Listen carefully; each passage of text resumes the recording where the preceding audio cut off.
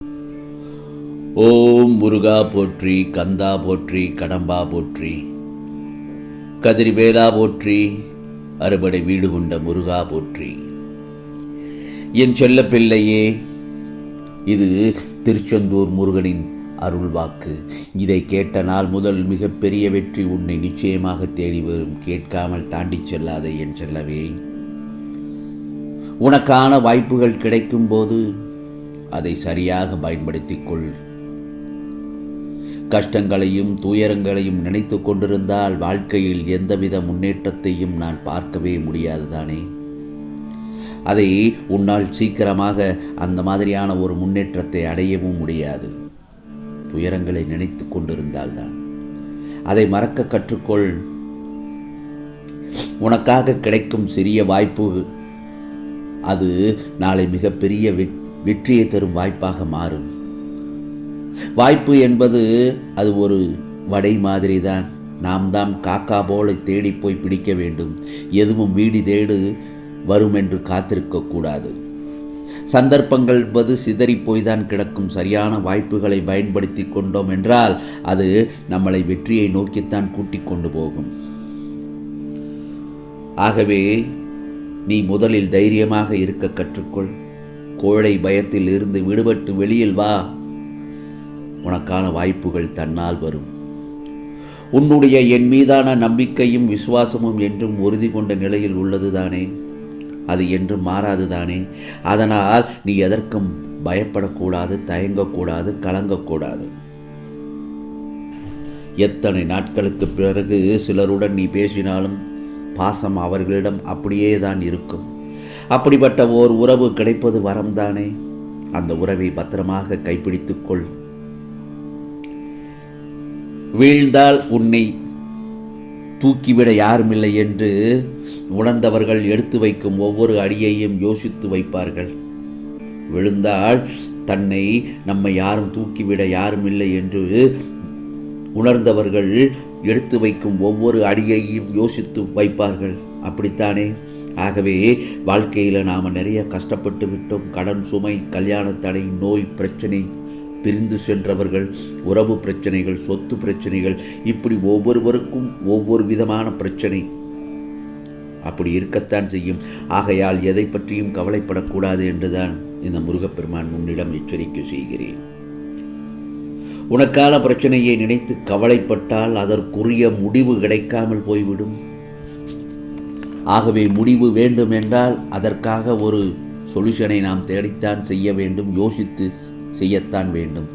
அப்படி இருக்கும் பட்சத்தில் யோசித்து செய்யும் போது ஏதாவது ஒரு வகையில் உனக்கான வாய்ப்பு நிச்சயமாக கிடைக்கும்.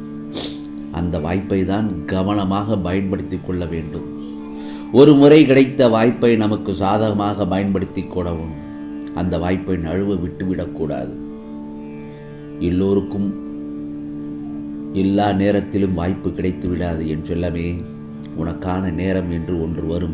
அந்த நேரத்திலும் உனக்கு அந்த வாய்ப்பை சரியாக பயன்படுத்தி கொள்ள வேண்டும். அந்த வாய்ப்பை தவறவிட்டால் பிறகு நீ நிச்சயம் வருத்தப்படுவாய். உன்னை எந்த நேரத்திலும் இந்த முருகப்பெருமான் நான் கைவிட மாட்டேன். உன் நிழலாக நான் இருக்கும்போது நீ ஏன் பயப்படுகிறாய்? ஏதாவது ஒரு ரூபத்தில் நான் உன் கூடவே தான் வந்து கொண்டு இருக்கிறேன். அதனால் இந்த முருகப்பெருமான் சொல்வதை கேள். உனக்கும் வரும் வாய்ப்பை வரமாக நினைத்து பயன்படுத்திக் கொள். ஏனென்றால் மனிதனுடைய திறமையும் ஆற்றலும் பெரிசே அல்ல. ஒரு சந்தர்ப்பம்தான் உன்னை பிரகாசிக்க வைக்கும். கடவுள் என்றால் வரம் தரமாட்டார். வாய்ப்பு, அதாவது சந்தர்ப்பம் மட்டும்தான் தருவார். அதை வரமாக்குவதோ சாபமாக்குவதோ உன் கையில் தான் இருக்கிறது. ஆகவே கடவுளை கும்பிட்டால் நமக்கு எல்லாம் தந்து விடுவார் என்று அர்த்தமில்லை. அவர் தருவார், சந்தர்ப்பத்தை தான் உனக்கு ஏற்படுத்தி தருவார். அதை நீ சரியாக பயன்படுத்தி உன் வாழ்க்கையில் முன்னேற்றத்தை நீ ஏற்படுத்தி கொள்ள வேண்டும். அதைத்தான் சொல்கிறேன். அப்படிப்பட்ட வாய்ப்பை நழுவ விடாதே என்றுதான். ஆகையால் உன் கடமையை செய்து கொண்டே இரு. உன் லட்சியத்தை சந்தித்துக்கொள். சோகத்தை தாங்கிக்கொள். போராட்டத்தை வென்று காட்டு. அந்த கணமே உன் வாழ்க்கை பயணம் அமைதியாக செல்லும். உன்னுடன் ஏதாவது ஒரு ரூபத்தில் உனக்காக செல்லுமாறு அசரீரியாக கேட்டால், நான் சொல்வதை அசரீரியாக கேட்டால் உனக்கு நான் தான் அந்த சந்தர்ப்பத்தை கொடுத்ததாக நினைத்துக்கொள். அதை புரிந்து பயன்படுத்திக்கொள். வாழ்க்கையில் பிடிப்பு இல்லாமல் இருக்க வேண்டாம். வேதனையில் இருந்து மீட்கத்தான் இந்த முருகப்பெருமான் வந்துள்ளேன். இந்த செய்தி, இந்த பதிவு எப்போது உன் காதால் கேட்கப்பட்டதோ அப்போதே உனக்கு உள்ள வேதனைகளிலிருந்தும் பிரச்சனைகளிலிருந்தும் நீ விடுபட்டு விட்டாய் என்று அர்த்தம். நீ விடுதலை அடைவாய் என் செல்லமே. இதை உறுதியாக நம்ப வேண்டும். திருச்செந்தூர் முருகனின் அருள்வாக்கு. ஆம் செல்லமே, இதை கேட்ட நாள் முதல் மிகப்பெரிய வெற்றி உன்னை தேடி வரும். நிச்சயமாக வரும். இந்த செய்தி கேட்டதும் உனக்கு உன் முருகப்பெருமான் உன்னையும் உன் குடும்பத்தையும் அன்புடன் நான் பாதுகாத்து வருவேன், பாதுகாப்பேன். நீ இதுவரை பிரச்சனைகள், கடன்கள், கவலைகள், நோய்கள், வேதனைகள் என்று கடலில் கழுத்தளவு மூழ்கியுள்ளாய். வேதனை என்ற படுகொழியில் ஆழமாக விழுந்துள்ளாய். அதை பற்றியெல்லாம் வருத்தப்படக்கூடாது என் செல்லவே.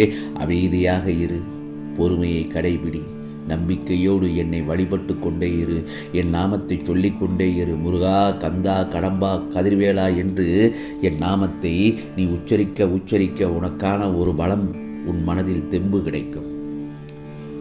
நீ மனம் நொந்து